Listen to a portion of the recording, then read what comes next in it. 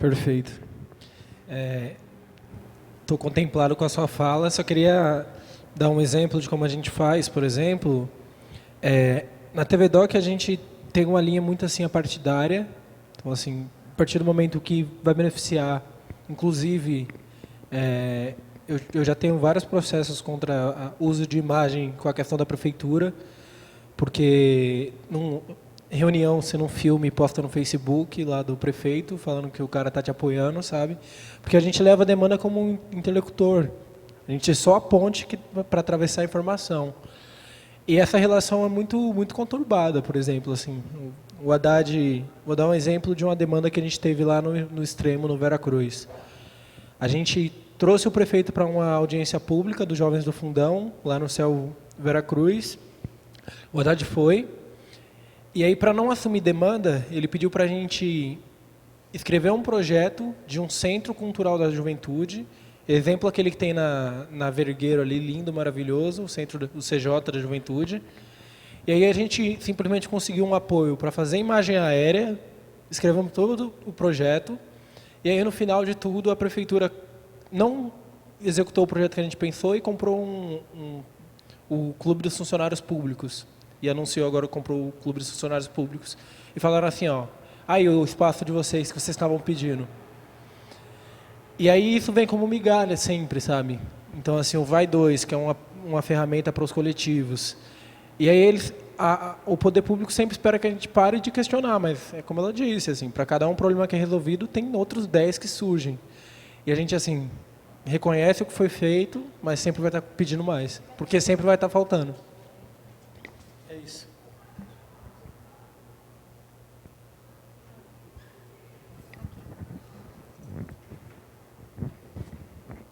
Porque o observatório, como o observatório se coloca na relação com o poder público, é um lugar de denúncia apenas ou tem uma relação institucional com as prefeituras e como se dá isso? Bom, quando o observatório foi formado no início de 2015, a partir já de uma experiência de 2010 a 2012, a proposta do observatório sempre foi a de dar voz para as pessoas atingidas por remoções e conflitos fundiários, porque é muito comum que essas pessoas não tenham voz, que as suas demandas não sejam atendidas, suas demandas coletivas.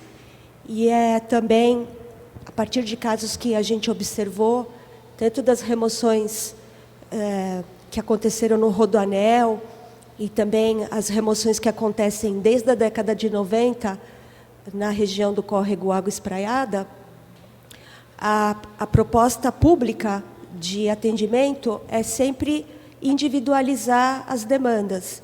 Então, é sempre no sentido de tratar individualmente cada uma das pessoas removidas.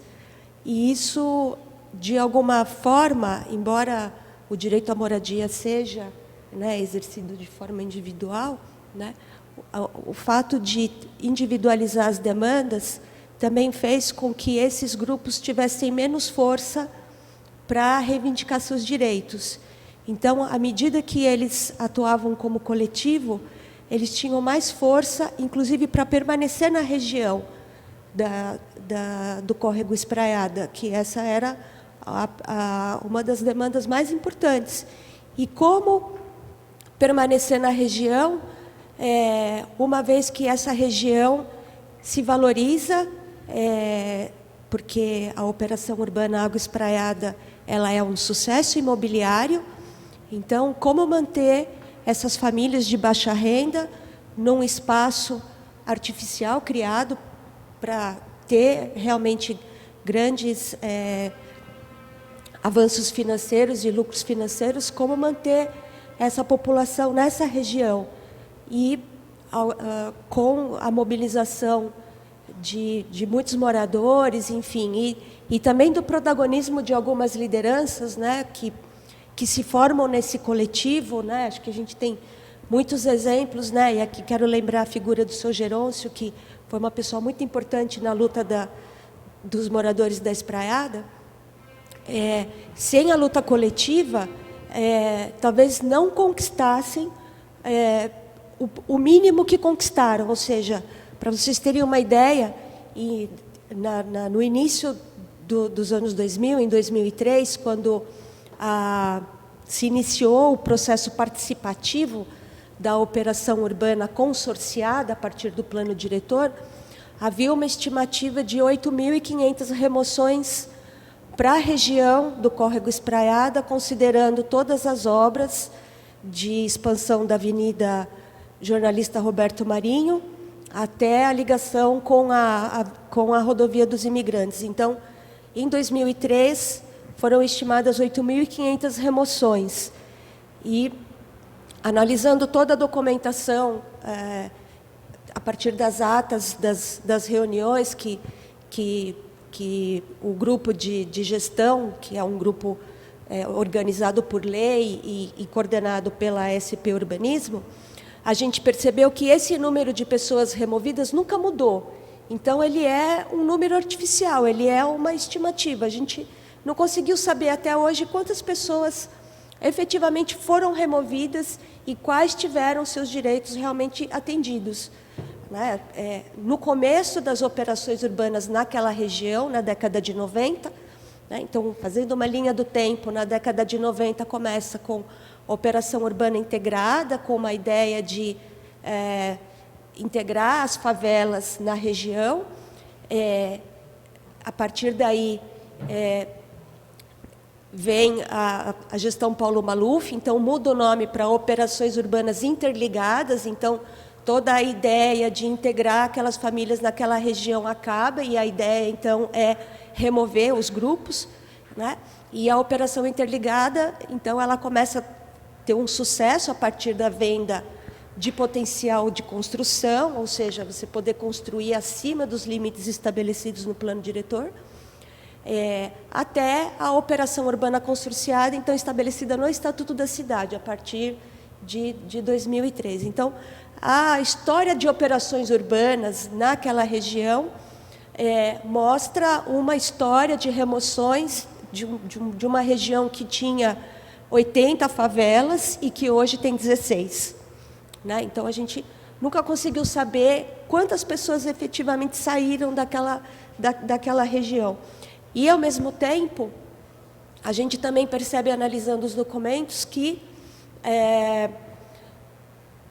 enquanto 8.500 famílias oficialmente serão removidas, o Estado, ou seja, a Prefeitura, mesmo em parceria com a União e com o Estado, produziu pelo menos, ou ao menos, 10% do que estava prometido. Né? Então, ou seja, quando a operação urbana consorciada inicia, a proposta é construir 8.500 unidades para essas 8.500 pessoas removidas, mas se a operação urbana for um sucesso, se a venda de potencial construtivo for um sucesso, nós vamos construir mais. Então, essa é a promessa de 2003. Realmente, a operação urbana ela é um sucesso, né? A operação urbana com a venda de potencial construtivo, mas, ao mesmo tempo, não foi um sucesso a produção de habitação para as famílias removidas. Né? Então, enfim, é muito difícil, e vocês têm toda a razão quando colocam que o diálogo com o poder público também é muito difícil, porque sempre tem alguém do poder público para dizer não é verdade, Carmen? E a Carmen fica ali, não é verdade. Né? Não é verdade. Né? Então, enfim, você lidar com o poder público e exigir direitos a partir do poder do pagamento dos seus impostos, que isso seja revertido em benefícios à população, sem com isso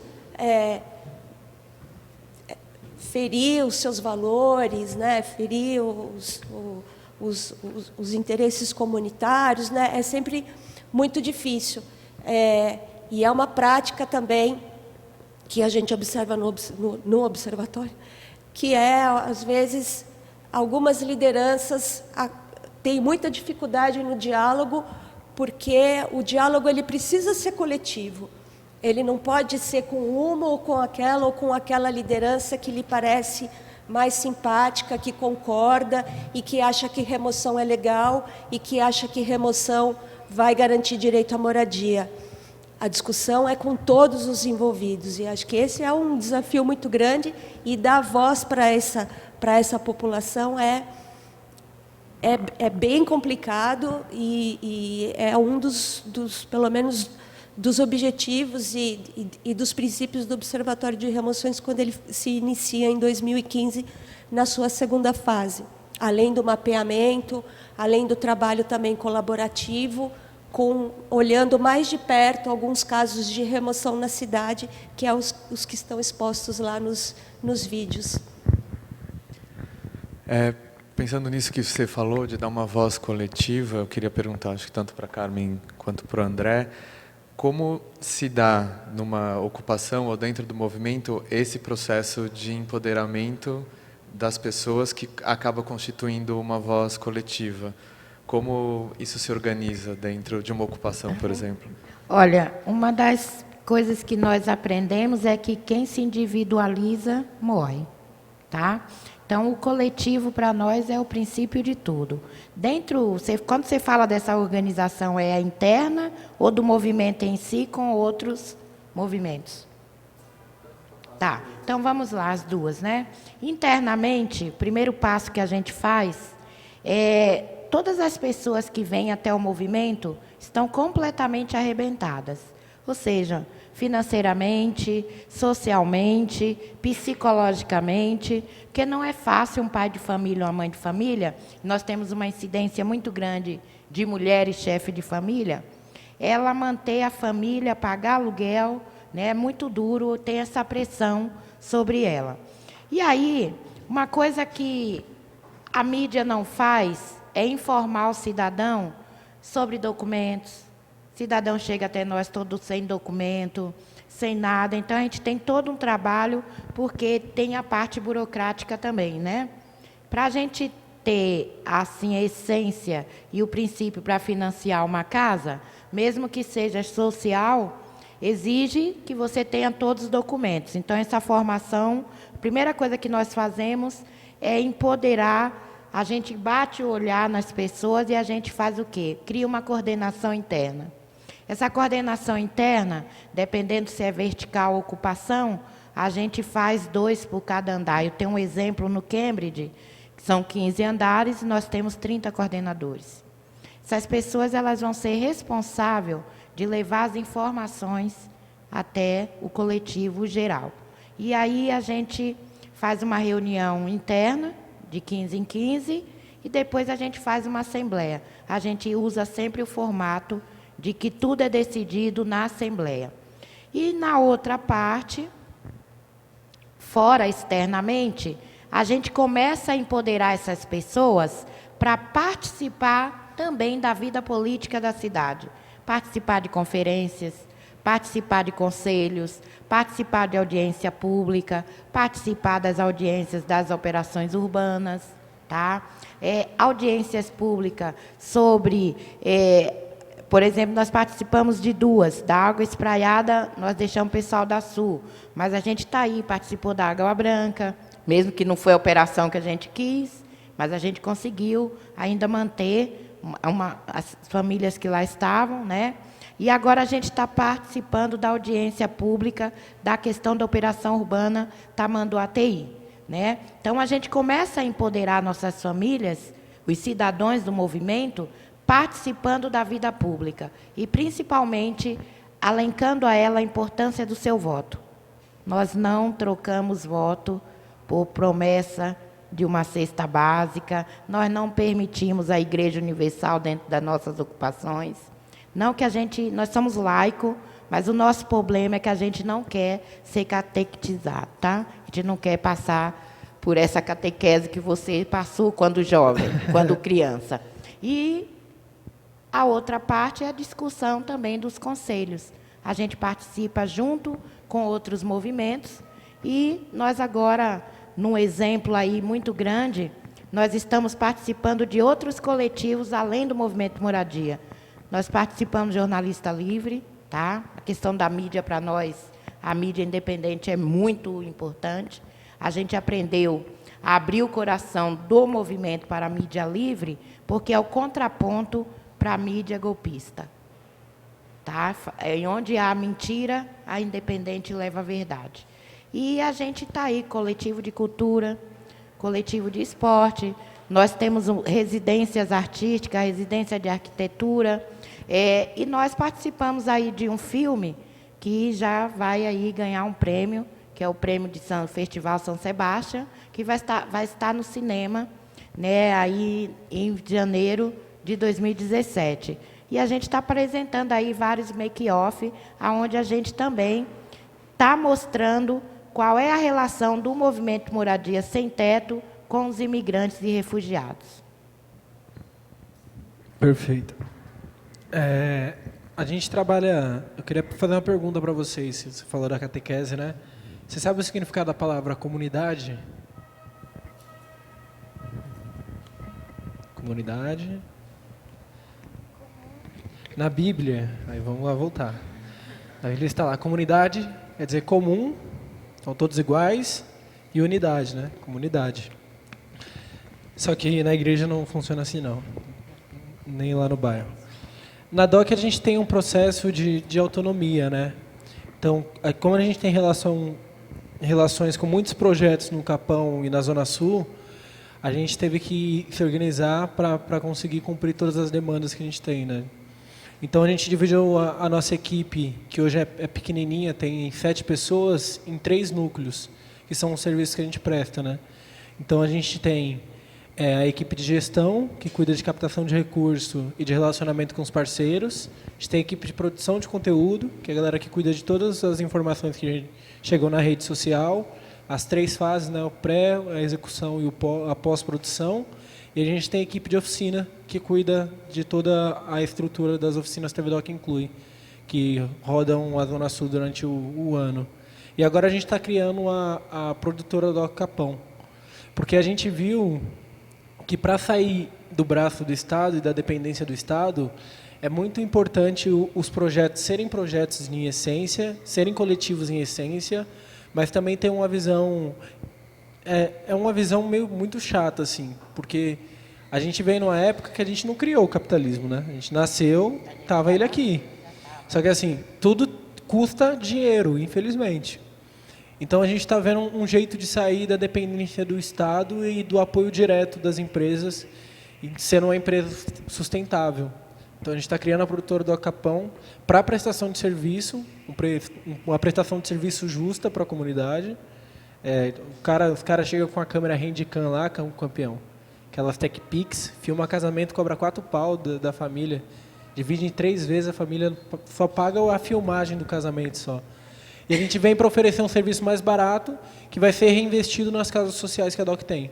Então a gente vai lá fazer um institucional da ocupação gratuitamente, porque a produtora prestou serviço e tem grana para bancar essa linha. E é isso. Eu fiquei a pensar Nós tínhamos mais um convidado que não pôde vir e eu fiquei a pensar um pouco no que ele traria para a discussão. E não vou tentar replicar aquilo que eu imaginaria que ele fosse apresentar, mas tentar trazer essa pauta para nós conversarmos um pouco. O Daniel Lima é artista, ele faz intervenções no espaço público, sempre colocando em pauta noções de raça e, enfim, dos conflitos socioespaciais da cidade. E eu fiquei a pensar na resistência como um processo contínuo de combate a uma certa normalidade das coisas, não é? A maneira como nós naturalizamos a tragédia.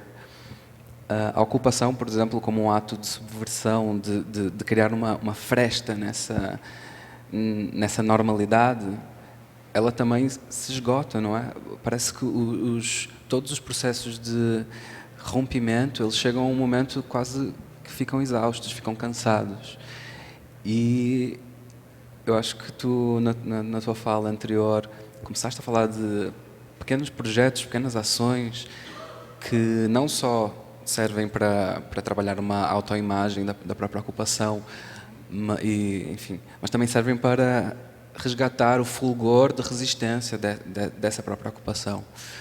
E, enfim, eu estava interessado em saber mais dessas estratégias, de como estar em constante processo de renovação de uma resistência que é totalmente naturalizada pelos cidadãos que estão fora desse processo.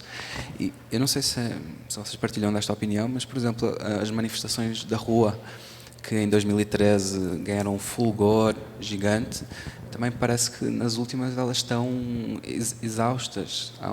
Me parece que chegou um pouco, não à total exaustão, mas uma espécie de cansaço coletivo e de normalização disso. E ligando à questão da arte e da intervenção no espaço público, intervenções artísticas, que criam essas estratégias de disrupção ou de assim, curto-circuito com essa normalidade que nós vivemos e aceitamos sem contestação, e também atuam num outro nível, que é numa ideia que surgiu da última mesa, que eu achei interessante, que era no nível da infraestrutura das mentalidades. Então, não é só resgatar o que há de resistência, mas é também uma atuação de uma forma de tentar atuar e mudar as mentalidades de quem não participa ativamente desse processo. O que eu gostaria de saber da Carmen, de todos, do André, que são formas de resistir e de se comunicar tão diferentes, é um pouco dessas estratégias de ficar permanentemente num movimento de resistir, de fricção com a normalidade que nós aceitamos. Eu só quero fazer uma observação. Culturalmente, o Brasil ele não tem a cultura da manifestação, né? Já na nossa raiz, né? Começou a partir da década de 80 esse processo que ainda está no seu início, né, dessa cultura de manifestação. Mas eu acho que a Carmen vai partilhar desse pensamento meu, independente da construção de diálogo e de luta que você cria, toda troca de governo não é uma exaustão, é que o ciclo recomeça de novo, porque você tem que fazer toda a pressão. É aquele sistema do filho que chora primeiro, a mãe dá leite, o chora mais alto, e aí você tem que recomeçar de novo um diálogo e construir de novo. Então, assim, por exemplo, agora é o Haddad. Se cai uma bomba atômica, o Russomano, por exemplo, pega a prefeitura, começa de novo. Só que a diferença é que a gente volta lá para antes de Cristo, né? Mas começa o diálogo de novo, sabe? Então é um processo de construção contínua, assim, que não é nem 4 em 4 anos, é em 2 anos que acontece. Sim, e talvez não. A minha dúvida é se o próprio formato de manifestação, resistência, eu acho que em 2013 funcionou bem porque pegou meio todo mundo desprevenido. Pegar desprevenido tem a ver com o formato em que a coisa se manifesta, não é? E me interessava pensar. Nós não vamos conseguir chegar numa resposta óbvia, mas pensar o próprio formato, seja ele da manifestação na rua, ou a iniciativa da TV Doc, uma mídia independente, ou até o próprio mapeamento, o ato de mapear do Observatório de Remoções, são estratégias que podem pegar o poder desprevenidos e conseguir entrar por aí, mas também, ao mesmo tempo, podem ser naturalizadas e a força subversiva delas pode ser absorvida. Como pensar outras... Como estar nesse... É assim, nós tivemos um momento lá atrás, quando os movimentos sociais começaram a fazer várias ocupações, o momento da desconfiança. Fosse lá atrás, Luciana, na década de 90, o Observatório de Remoções não entraria nas nossas ocupações. Porque a gente tinha o receio de quê? Que ia lá para nos espionar e aí minava. Então, isso foi eliminado no momento em que a gente começou a se formar, participar de vários coletivos e de várias discussões. O processo que a gente usa internamente para manter ativo é sempre, nós nunca procuramos dizer às pessoas que elas se acomodem. Elas sabem que a gente vive um processo de 2 em 2 anos, a gente vive um processo de renovação política de governança política. Nós não temos um processo com um projeto contínuo, né? Tudo que nós conseguimos e conquistamos a nível de moradia, de programas habitacionais, foi em cima de muita luta. Foi sempre em cima de luta. Tem um momento em que o cidadão realmente ele fica dentro de casa, começa a se trancar. Então, a gente tem um critério muito amplo, que isso é estatutário. No nosso movimento, por exemplo, e acho que muitos acompanham. Participação. Então, nós temos participação em assembleia, nós temos participação em atos, nós temos participações e a gente vive sempre em movimento. Senão, a gente perde nossa essência. Nesse período agora, por exemplo, a FLM, ela agrega vários outros movimentos. Só que na região central nós temos 21 ocupações da FLM. Nós estamos vivendo um momento estratégico de repouso. Tá? O nosso momento é estratégico. Vai haver o período de desgovernança total, pós-eleição. E aí é o momento que a gente faz várias atuações. E a gente está construindo aí uma atuação nacional, né? Nós vamos fazer aí uma grande ação a nível Brasil. Então, há um momento em que o movimento, né, ele tem que usar as estratégias. A nossa estratégia agora, ela é política. Ela é política. Assim como a gente participa de todos os conselhos, nós tiramos um candidato a vereador de dentro do próprio movimento, e acho que outros movimentos também estão aí atuando, fazendo isso. E nós temos aí que pensar e participar do programa de governo. Então, a gente está estudando todos os programas de governo, participando de debates. Inclusive, nós vamos participar de um aí no SESC, como ouvintes, porque a gente quer ouvir da cidade e a gente também não está mais bobo de acatar tudo, né? Vamos aí que a gente tenha um desastre aí, que seja o russomano, a gente volte lá para a época da pedra, né? A gente já tem como também mostrar como é que como lascar a pedra, né? Já romper a pedra, né? A gente tem também nossas, né, aptidões à cidade. E o direito à cidade e à resistência, isso nunca vai acabar nos movimentos sociais. E o movimento de moradia e o movimento de transporte, isso historicamente em São Paulo, são os únicos grupos que sempre estão presentes. Então, assim, não tem tempo ruim, não tem época de 2013, não tem junho de 2013 para moradia e transporte, assim. Sempre foram. Agora o transporte está mais sumido em São Paulo porque as coisas começaram a melhorar, assim. Então, historicamente, a gente já tem esse movimento muito forte, assim. E essas manifestações, a questão de subir e depois de um tempo começar a baixar a manifestação. Primeiro que o objetivo era o transporte, em 2013. Então, aconteceu. Aí, depois virou festa, né? O Passe Livre tirou o carrinho da frente e falou, agora vamos lá, vamos sozinho. E aí virou festa. E agora, em 2014 e 2015, é uma crítica, um posicionamento que eu tenho tanto para a direita quanto para a esquerda, é que não eram movimentos espontâneos, assim. Foi muita... A pergunta que eu sempre fazia quando tinha essa guerra era quantos milhões foram gastos nessa brincadeirinha de golpe ou não golpe, sabe? Que é muito fácil você manter várias pessoas acampadas, você pagando para as pessoas ficarem acampadas.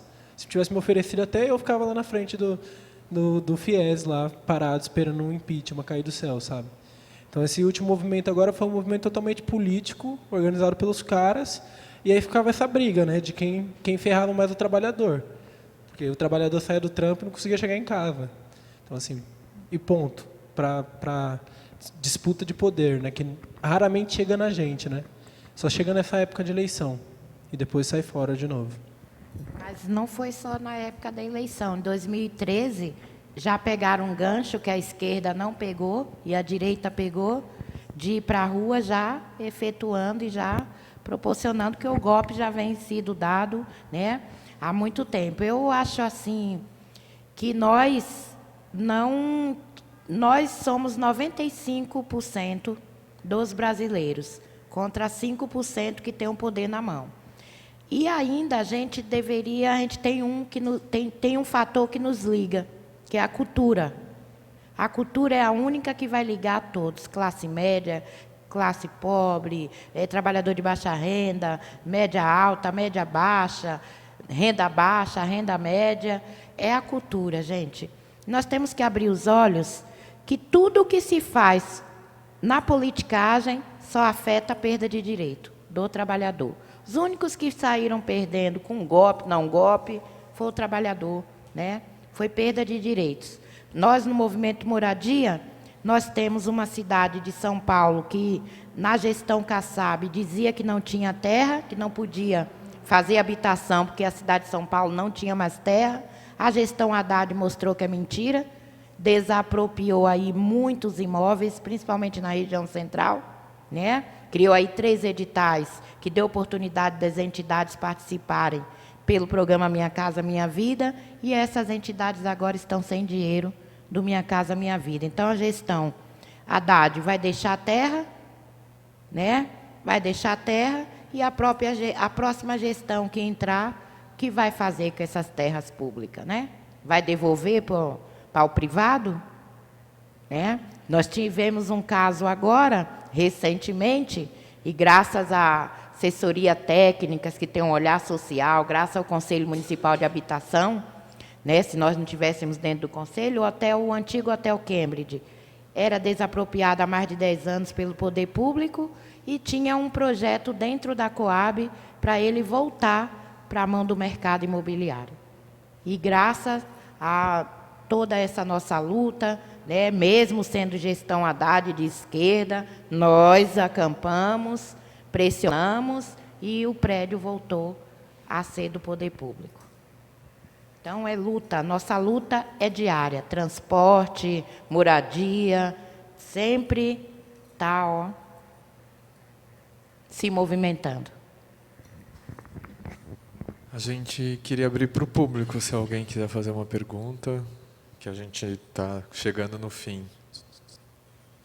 Alguém? De cada vez, calma.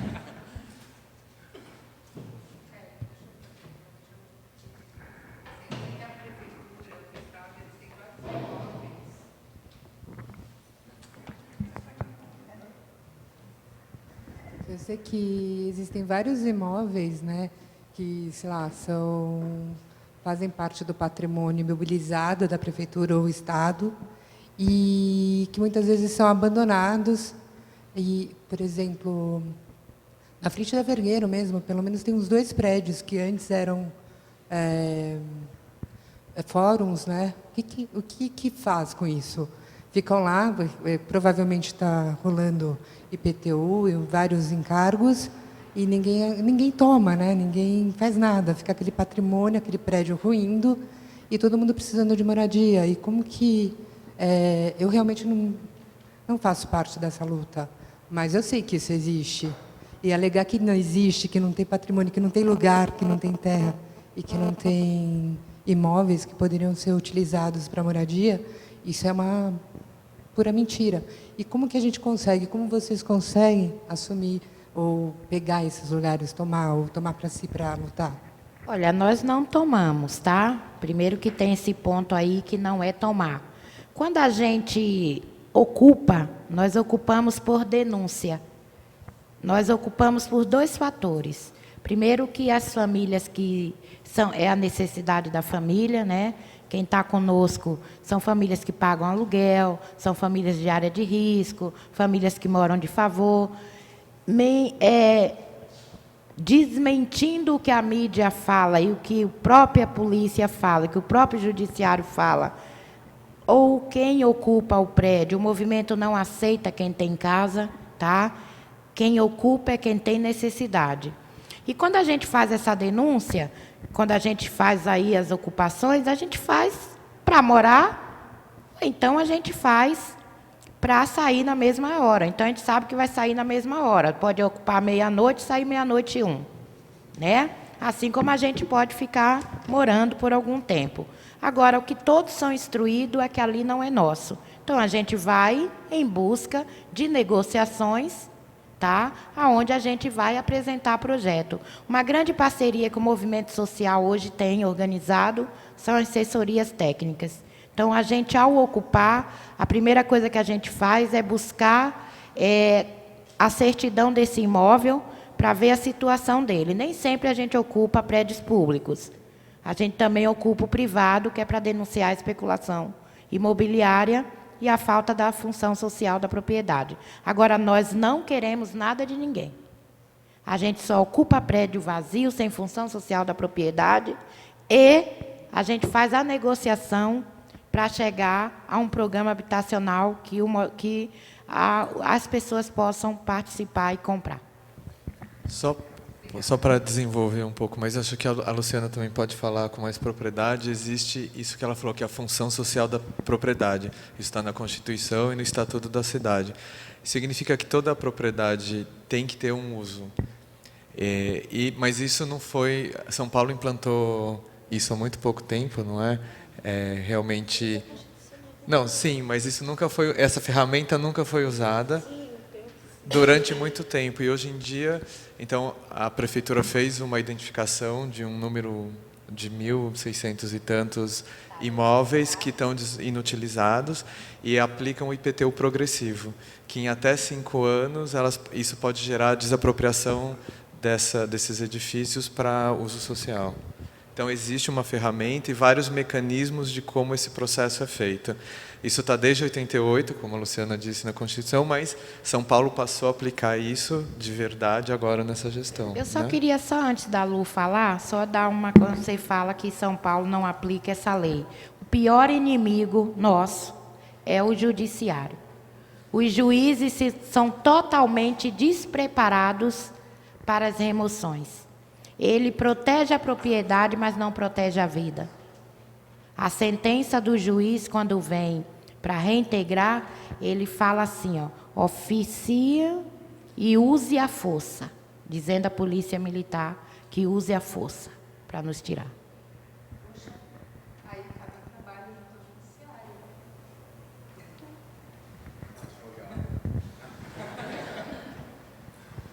Bom, gente, tem muita coisa aqui que eu fui anotando e refletindo aqui com vocês. Bom, a resistência e a necessidade, ela une.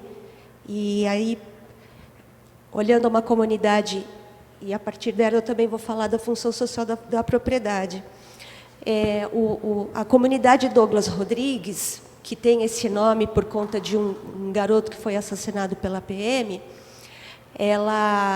essa comunidade ela se estabelece no ano de 2013 e, a partir de então, com o apoio do Ministério Público, com o apoio da assessoria técnica, com o apoio também da Defensoria Pública, ela resiste à reintegração de posse, porque é uma área importante para a logística, ela está na beira da Marginal Tietê, só tem um título de propriedade, não tem herdeiros, enfim, é um filé logístico. E está lá ocupada por cerca de 2.500 famílias. E desde 2003, o escritório de advocacia que defende o grupo proprietário dessa área, que é um grupo estabelecido no Nordeste, que tem dívidas fiscais enormes, ou seja, um grupo que se constitui para burlar o fisco, né? Então, o escritório de advocacia que cuida dessa área procura, desde 2013, a reintegração de posse. E a comunidade resiste e conseguiram ótimas assessorias até hoje, que só fortalece a luta. Então, cada vez que tem uma vitória na resistência, eles ficam mais unidos. Passou por um incêndio, recentemente, acho que não tem um mês. Nesse incêndio, pelo menos 300 unidades habitacionais, domicílios, barracos e casas de alvenaria se perderam. O galpão foi demolido, que também abrigava muitas famílias.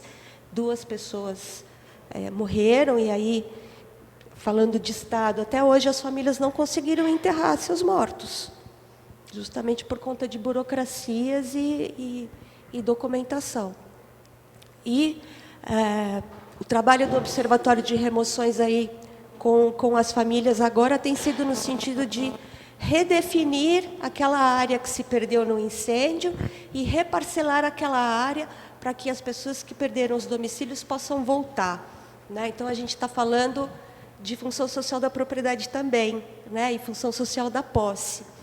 O juiz, que tem muita gana de reintegrar aquela área, até porque ele tira aquele problema da frente dele, ele quase ficou sensibilizado quando ele ouviu o depoimento da liderança popular dizendo o que era aquela área antes da ocupação. Quase que ele se sensibilizou, mas aí ele acordou e ele percebeu que ele é judiciário e ele se apercebeu, então, que o papel do judiciário não é defender direitos de pessoas pobres. O papel do judiciário não é esse, e ele também não foi criado para isso. O papel do judiciário é garantir negócios jurídicos, é garantir o direito do consumidor, é garantir o direito à saúde, o direito ao meio ambiente, é garantir aqueles direitos que não impliquem necessariamente em discussão sobre posse, propriedade, e principalmente quando interfere aí no direito santo da propriedade. É difícil falar e até refletir por que o judiciário é tão progressista, por exemplo, no direito à saúde, que garante medicamentos, né? E aí tem muita crítica, né, a respeito disso, porque o judiciário garante medicamento e interfere no orçamento público do Estado com relação à saúde, e existe aí uma disputa em torno disso. Por que o judiciário garante o direito de consumidor, enfim, e por que o judiciário não garante, por exemplo, o direito à posse para a moradia? Por que o judiciário não aplica, por exemplo, o Estatuto da Cidade? Por que ele por que os juízes, no mais das vezes, não observam a função social da propriedade? Se tratando de imóvel particular, se tratando de imóvel público também, porque imóvel público também cumpre função social da propriedade, né? E a gente conhece inúmeros imóveis aqui pelo centro que são públicos e que não cumprem a função social e que estão ali fechados, né? Então, a troco do quê? E por que o judiciário não olha para essa realidade? A questão é bem complexa, não dá para simplificar, né? O que seria isso? É um grande acordo, né?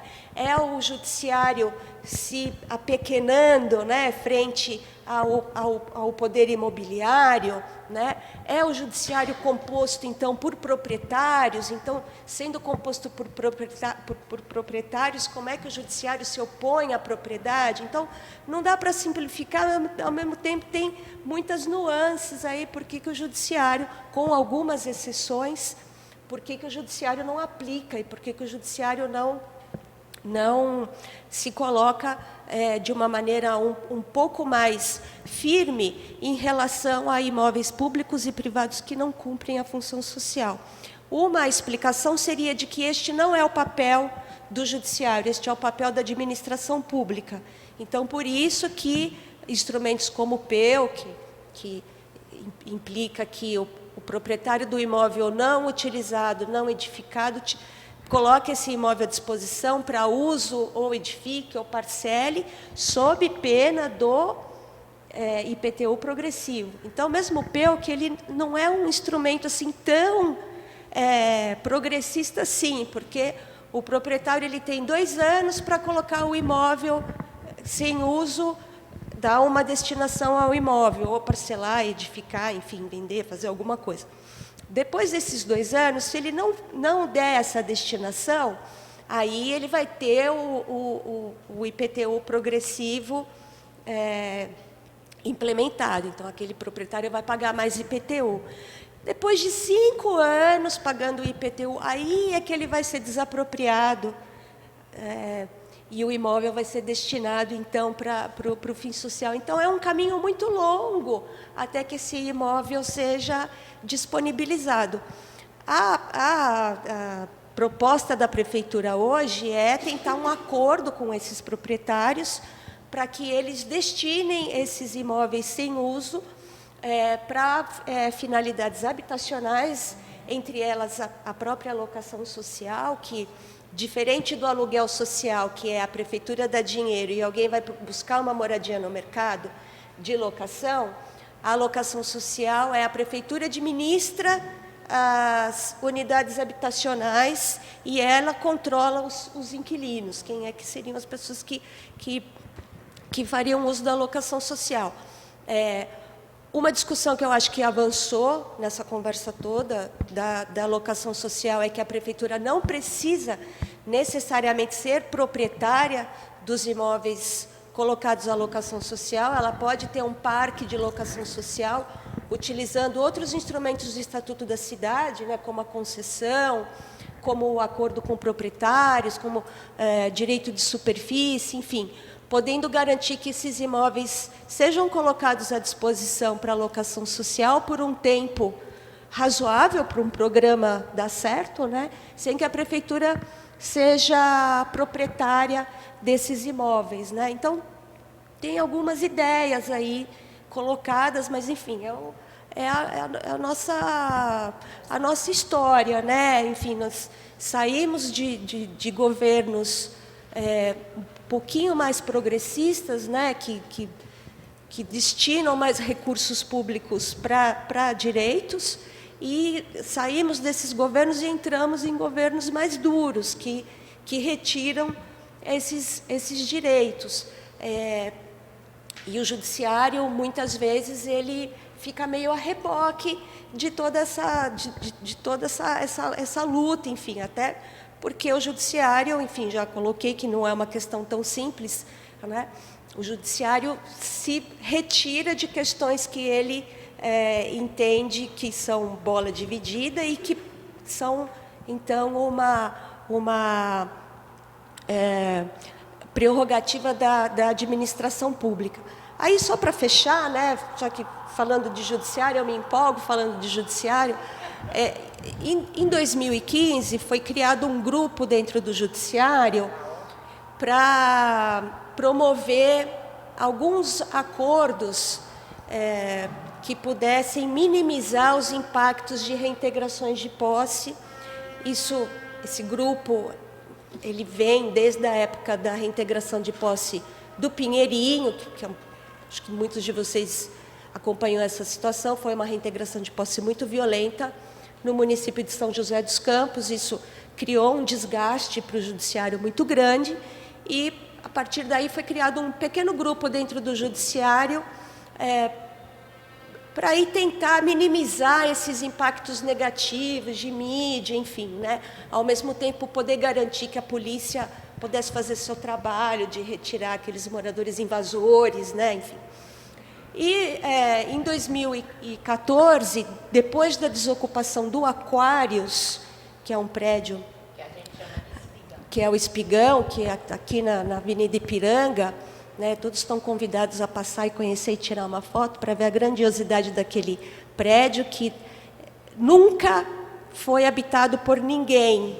Estão todos os apartamentos, 236 apartamentos, todos prontos. Nunca foi habitado por ninguém, é um passivo imobiliário, né? E aí, como passivo imobiliário, ele não precisa ser ocupado por ninguém, porque ele está lá nos livros, on the books, né? Então, só de estar nos livros, ele já está gerando lucro para os seus proprietários e movimentando dinheiro, né? Ele não precisa estar ocupado. Isso é a financiarização, né? Então, a gente sai da moradia mercadoria e entra na moradia financiarizada, que não precisa estar ocupada. Basta ela existir, basta ela estar lá construída, ela já está gerando lucro para os seus especuladores.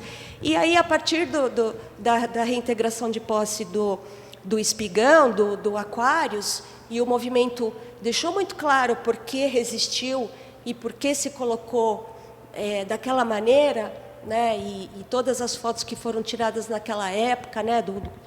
O caveirão entrando no prédio, arrombando a porta, enfim, as pessoas jogando o que tinha na coco. Imagina, o que é um coco, né? Mas as pessoas jogando o que tinha dentro do prédio para se colocar também e resistir. Pessoas que foram presas e que hoje respondem processo judicial. E foi condenado. Foram condenados.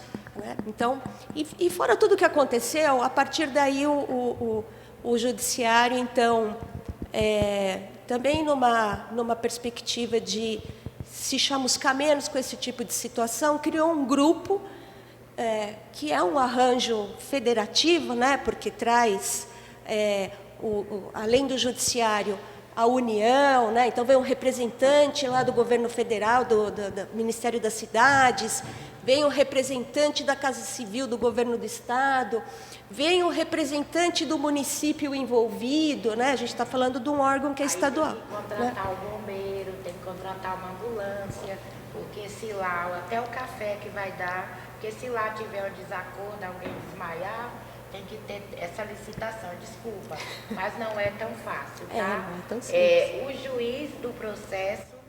O juiz do processo, ele tem que entender isso quando a gente coloca os nossos advogados para pedir a ele, implorar a ele que ele dirija esse conflito para o GAORP. Se ele entender que não é necessário, não tem GAORP. Pois é, aí a gente trabalhou muito para que muitos casos fossem encaminhados para o GAORP, também para a gente ganhar tempo e abrir mesa de negociação. Mesmo sabendo, e aí a gente está estudando os efeitos do GAORP, né, nos conflitos fundiários, enfim, fez ganhar tempo e abriu uma discussão de que nem o Judiciário, nem o Ministério das Cidades, nem o Poder Público Estadual, nem a Casa Civil, ninguém pode com o direito de propriedade. O direito de propriedade ele é muito forte. E aí, enfim, é uma questão também super complexa. E a resistência dos movimentos um dia vai chegar a fazer uma discussão e conseguir avançar, né, com relação ao direito de propriedade. Nós tivemos aí 400 anos de escravidão. Ao final da escravidão, precisava substituir aquela mercadoria tão rentável para os donos de terra. Enfim, a terra não tinha valor. Até os 400 anos de escravidão, a terra não tinha valor. Quando acabou a escravidão, o que precisava ter valor?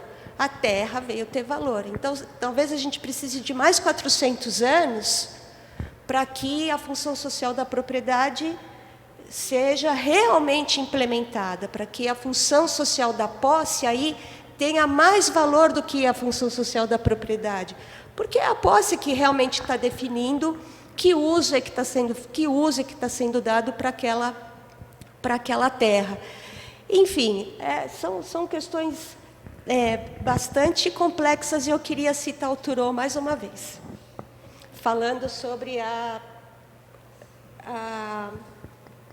naturalização da tragédia e sobre a ideia de infraestrutura.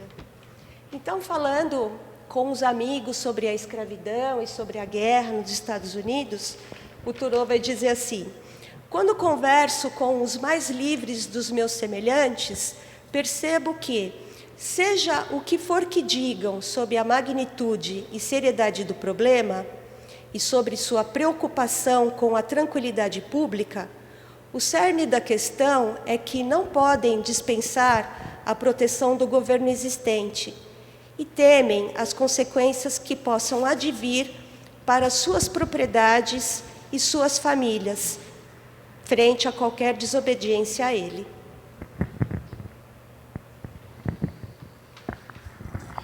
A gente precisa encerrar logo mais. Querem? Bem. André. Eu só queria agradecer o convite. Acho que é muito importante esse movimento do Cartas ao Prefeito. A gente até colocar a minha ignorância, né, dentro do movimento de vocês, assim. A gente vive numa correria muito grande, né, e às vezes falta tempo de parar e olhar para o lado e ver o que o outro está fazendo, assim. E a gente vai distribuir essa ideia que vocês tiveram, então, executando aqui por toda a nossa rede, porque é uma ideia muito boa. Agradecer vocês que aguentaram não, participar, acompanhar esse papo. É que eu sempre falo para os moleques que eles têm que aguentar a gente lá nas oficinas, né? E gratidão mesmo pelo espaço e que a gente se encontre por aí. Acessa lá a gente, acompanha um pouco do trabalho que a gente está fazendo e tamo junto. Gratidão mesmo. Obrigado a nós, obrigado a todos e sábado que vem tem mais. Quero agradecer a todos que resistiram até o final. Falando de resistência. E até a próxima. Carmen. Pessoal, obrigado aí pela atenção. Quero agradecer o convite e fazer um convite a vocês. Venham visitar a nossa ocupação, uma das, né? É aqui na Avenida 9 de Julho, 216. Lá a gente já tem uma autonomia, lá tem uma bolaria que já autossustenta os moradores que trabalham. Nós temos um brechó, nós temos uma oficina de costura, nós temos um salão de cabeleireiro, tá? E a gente tem aí uma horta comunitária junto com a parceria do Habita a Cidade. Nós temos também algumas workshops e agora a gente vai ter um workshop de samba, tá? Com a rainha da Vai-Vai, Camila Silva. Quem gosta de samba aí, dia 4 inicia, tá bom? E sejam bem-vindos, vão visitar, matar a curiosidade, que eu sei que a mídia faz aí uma propaganda tão negativa, quando vocês chegarem lá, vocês vão tomar um choque. Bem, obrigado.